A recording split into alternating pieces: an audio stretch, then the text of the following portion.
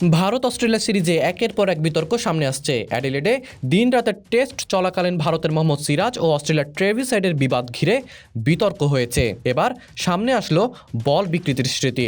ভারতের এক সমর্থককে Adelaide stadium থেকে ঘাট ধরে বার করে দিয়েছেন নিরাপত্তারক্ষীরা। দিনরাতের টেস্ট চলাকালীন গ্যালারিতে বসে থাকা এক ভারতীয় সমর্থক একটি স্যান্ড পেপার বার করে অস্ট্রেলিয়ার দর্শকদের দেখাচ্ছিলেন।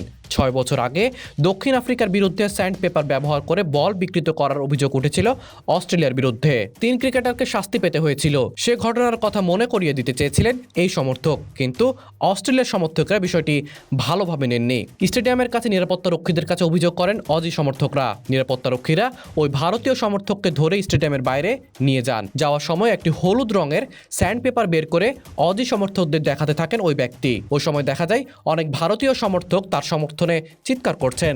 জবাবে অস্ট্রেলিয়ার সমর্থকদেরও বিদ্রূপ করতে শোনা যায়।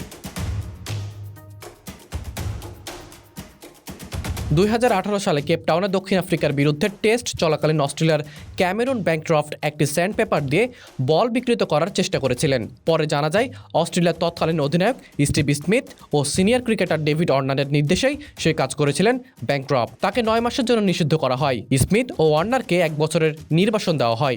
ভারত অস্ট্রেলিয়ার টেস্ট সিরিজে এখন 1-1 রয়েছে। পার্থে প্রথম টেস্ট জিতেছে ভারত। অ্যাডিলেডে দিনরাতের টেস্টে ফিরেছে অস্ট্রেলিয়া। এখনও 3টি টেস্ট বাকি। বিশ্ব টেস্ট চ্যাম্পিয়নশিপের ফাইনালে উঠতে হলে 3টি টেস্ট দু দলের কাছেই খুব গুরুত্বপূর্ণ। শনিবার থেকে ব্রিসবেনে 3য় টেস্ট খেলতে নামবে ভারত ও Australia. Munnur Anjum Rifat, BD archive.